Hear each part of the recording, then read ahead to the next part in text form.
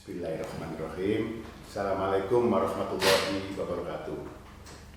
Alhamdulillah atas berkat rahmat Allah pada kesempatan ini kita dapat melaksanakan penyampaian materi hukum administrasi negara secara atau via YouTube channel. Nanti pada kesempatan lain juga akan kami buka lewat Zoom atau lewat media-media yang lainnya nanti yang akan kita lakukan. Sebagai permulaan mata kuliah hukum administrasi negara untuk semester 5 ini akan saya sampaikan sedikit pengantarnya, bahwa apa sih kita kalau kembali lagi kita ngomong hukum administrasi negara. Sekarang apa?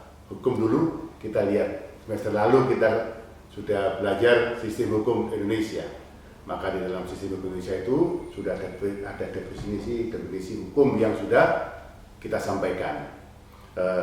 Kita ambil yang paling ringkas ada dari semua yang ada itu, yang disampaikan oleh JCT Simorangkir dan Wuryono, yang kita rangkum bahwa hukum itu ialah peraturan-peraturan yang bersifat memaksa, yang menentukan tingkah laku manusia dalam lingkungan masyarakat yang dibuat oleh badan-badan resmi yang berwajib. Bagi pelanggarnya ada ketentuan hukum untuk memberikan sanksi. Ya, itu. Lalu apa administrasi negara itu? Ya, kita harus agak dalam mengenai apa administrasi negara atau hukum administrasi negara itu. Karena ini mata kuliah kita harus lebih dalam lagi, yaitu menurut Oppenheim, ya, yang sangat populer di Eropa, yang dipakai rujukan hukum administrasi di Indonesia, bahwa hukum administrasi negara merupakan suatu gabungan ketentuan yang mengikat badan-badan yang tinggi maupun rendah apabila badan-badan itu akan menggunakan wewenangnya yang telah diberikan kepadanya oleh hukum tata negara. Lalu apalagi hukum negara menurut siapa lagi yang sangat populer dan layak kita pakai sebagai rujukan, yaitu menurut Elijah van Apeldoorn. Ini juga tokoh sekali dalam memberikan kerangka-kerangka hukum administrasi negara. Beliau menyampaikan bahwa hukum administrasi negara lebih diartikan sebagai guide law yang memberi petunjuk pada lembaga-lembaga negara mengenai bagaimana cara menggunakan wewenang itu dalam praktek kehidupan pemerintahan sehari-hari. Dari dua ini kita dapat melihat apa perbedaan HTN dan HAN. Ini yang agak kadang-kadang mahasiswa merasa apa sih bedanya HTN dan HAN. Dan tentunya di dalam soal nanti UTS atau AS ini pasti satu. Pasti saya keluarkan satu, apa perbedaan HTN dan HAN. Atau kadang-kadang saya sampaikan bagaimana hubungan HTN dan HAN. Jangan lalu dijawab hubungannya baik-baik saja. Tapi bukan itu yang dimaksud dalam perkuliahan ini, bahwa perbedaan HTN dan HAN adalah HTN. Apa HTN itu? Hukum tata negara. Hukum tata negara itu mengatur pembentukan badan-badan negara tingkat pusat dan daerah. Mulai misalkan kepala desa atau lurah, camat, bupati atau wali kota, gubernur, kementerian, presiden, DPR, MPR, lembaga tinggi negara, semua lembaga tersebut itu siapa yang bentuk? Hukum tata negara. Lalu bagaimana dengan hukum administrasi negara? Hukum administrasi negara itu apa? Mengatur tentang kewenangan badan atau pejabat tata usaha negara yang sudah dibentuk tadi. Mulai lurah sampai presiden itu wewenangnya apa? Dibagi oleh hukum administrasi negara. Hukum administrasi negara juga menjadi sebab negara berfungsi atau dasar segala perbuatan administrasi negara. Lalu juga HAN mengatur hubungan warga negara dengan pemerintah. Bagaimana kalau ada orang yang hak konstitusinya dilanggar, atau bagaimana seseorang yang merasa dirugikan oleh suatu keputusan tata usaha negara, dipecat, pakai SK, sertifikatnya, haknya dicabut, atau apapun perizinan-perizinannya, yang berhubungan dengan kewenangan dan administrasi negara tadi itu dirugikan, apa yang bisa diperbuat oleh warga negara. Itu diatur dalam hukum administrasi negara. Lalu yaitu dengan apa? Dengan keperadilan tata usaha negara. Lalu mengenai mewujudkan tugas hukum tata negara. Ini yang kalau kita lihat sepintas. Kalau saya ambil contoh bahwa apa HTN itu? HTN itu lembaga kelurahan, lembaga kecamatan, lembaga pemerintah daerah, sampai ke presiden. Lalu kira-kira kewenangan oleh hukum administrasi negara disampaikan bahwa yang berwenang, kita kasih contoh yang ringan, yang berwenang melakukan KTP menurut hukum administrasi negara yaitu mungkin sekarang kecamatan dengan peraturan baru, tapi semua itu atas nama pemerintah daerah yang mengeluarkan atau di bawah bupati. Ternyata ada menteri yang notabene atau gubernur atau bahkan presiden nyetak KTP sendiri, bikin belangko yang bagus, ditulis nama saya, namanya siapa, jabatan apa, semuanya, alamat, nomor, agama, tempat tanggal lahir, plek sebagai KTP dan ditandatangani oleh gubernur. Apakah ini sah perbuatan dari gubernur yang menyetak KTP atas namanya dirinya sendiri? Tentu tidak sah menurut hukum administrasi negara karena wewenangnya berbeda. Begitu juga seperti kita lihat Badan Pertanahan Nasional atau BPN yang berwenang untuk diberi wewenang oleh Undang-Undang Administrasi Negara untuk menerbitkan sertifikat dengan batas atau dengan luas tertentu misalkan.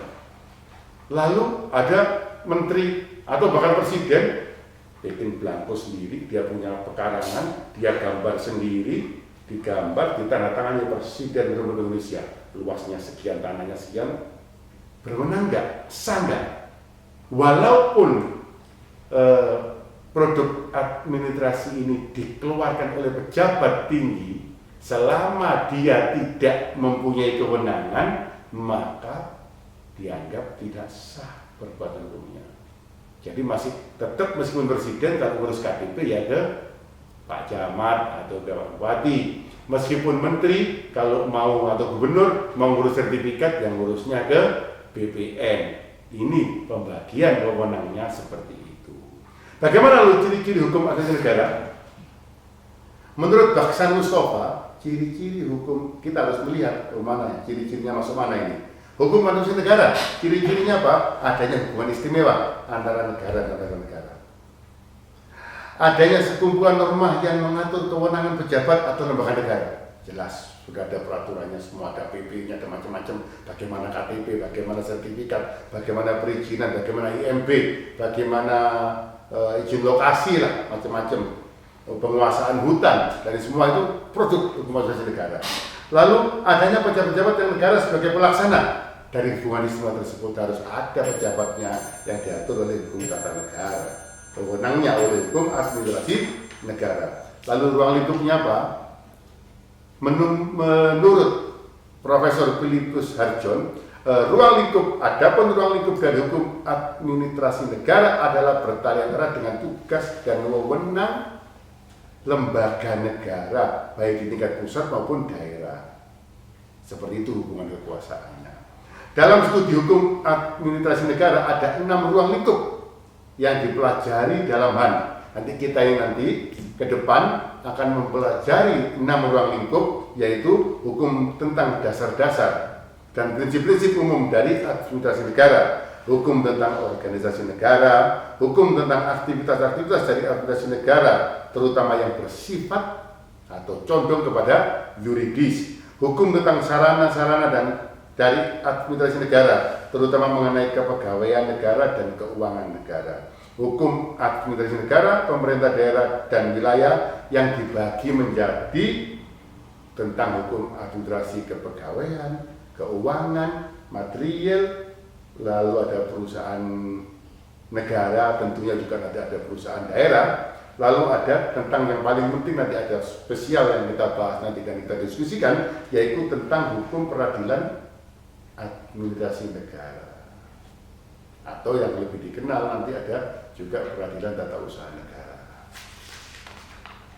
Sumbernya dari mana? Kira-kira HAN ini sumbernya dari mana? Sumber peradilan hukum administrasi negara ini sumbernya dari sejarah bangsa kita, bagaimana ikut ke kiri atau ikut ke kanan, ikut tengah. Dalam hari ini kita apa? Kita condong kepada Anglo-Saxon atau kita condong kepada kontinental, seperti itu. Lalu faktor sosiologis, bangsa kita bagaimana secara kemasyarakatan, terdiri dari berapa hukum adat yang pernah ada di Indonesia. Semua itu mempengaruhi dalam sosiologi kita menentukan hukum administrasi negara kita, sumber hukum kita. Lalu faktor filosofis, kita bangsa yang besar ini, Indonesia, mempunyai filosofis yang banyak sekali dari pendahulu semuanya. Lalu sumber hukum formil, yang paling penting undang-undang. Kewenangan itu dimulai dari undang-undang. Kebiasaan atau praktek hukum administrasi negara. Sebagai contoh yang kasar, pidato Presiden pada tanggal 16 Agustus tidak pernah diatur oleh undang-undang apapun. Tapi kenyataannya, tiap tahun Presiden harus berpidato di depan MPR untuk menyampaikan pidatonya tiap tanggal 16 tahun, mulai Indonesia merdeka sampai hari ini. Lalu jurisprudensi itu putusan-putusan hakim yang sebagai acuan, sebagai peraturan. Lalu doktrin, dan terakhir traktat. Apa sih kedudukan hukum administrasi negara dalam lapangan hukum? Merupakan salah satu cabang. Jadi HAN ini merupakan salah satu cabang dari ilmu hukum. Hukum administrasi negara merupakan ilmu hukum yang tidak statis alias dinamis, selalu berkembang melihat keadaan. Sistem pemilu kita sudah berubah berapa kali dalam sistem negara kita. Sistem pilkada kita ada perubahan semuanya, sehingga HAN ini dinamis, selalu berkembang lihat situasi dan kondisi. Subjek hukum administrasi negara, subjeknya pegawai negeri, pejabat-pejabat, jabatan publik, kota madya, atau dahulunya dalam sejarah HAN kita namanya daerah swapraja, atau lebih luas lagi, subjek hukum kita adalah negara. Subjek hukum kita adalah pemerintah. Nanti kita akan bahas apa perbedaan pemerintah dan apa bedanya negara. Lalu nanti akan saya sampaikan yang perlu nanti kita akan bagi nanti dalam Zoom atau dalam YouTube akan datang. Kita akan bahas administrasi dan hukum administrasi itu apa, hukum administrasi negara dan hukum tata usaha negara itu bagaimana, subjek, objek, sumber hukum itu apa, paradigma, perubahan paradigma, keputusan tata usaha negara itu apa, keputusan tata usaha negara yang bukan objek peradilan tata usaha negara itu apa. Lalu kita akan istirahat untuk UTS. Setelah itu kedepannya juga ada peradilan tata usaha negara, kita ulang lagi asas-asasnya apa, acaranya apa, sistem pemerintah negara Republik Indonesia bagaimana, mekanisme penyelenggaraan pemerintah yang tingkat pusat dan daerah bagaimana, asas-asas umum pemerintahan yang baik itu bagaimana. Marilah dalam kelas kita nanti ini kita diskusikan apakah negara kita ini sudah mempunyai asas-asas pemerintahan yang baik, atau apa yang perlu diperbaiki, atau apa yang terlalu baik yang perlu dikurangi kebaikannya, misalkan kalau ada itu seperti itu. Dan yang terakhir adalah asas penyelenggaraan kepentingan umum. Lalu kita akan akhiri semester ini. Kira-kira kita ada 14 pertemuan untuk materi dan 2 pertemuan untuk UTS dan UAS. Semoga ini bermanfaat untuk menambah wawasan mahasiswa, dan saya wajibkan mahasiswa wajib punya 2 buku untuk HAN ini biar ada perbandingan. 2 buku harus punya. Hukum administrasi negara ini wajib punya, tapi ini akan saya berikan secara gratis. Nanti insya Allah bermanfaat. Nanti dikoordinasikan dengan fakultas hari apa bisa diambil buku tersebut untuk bahan perkuliahan kita. Dan yang satunya tentunya mahasiswa atau mahasiswa harus cari lagi satu di luar untuk perbandingan biar keilmuannya bisa luas. Demikian dari saya, ada kurangnya saya mohon maaf. Assalamualaikum warahmatullahi wabarakatuh.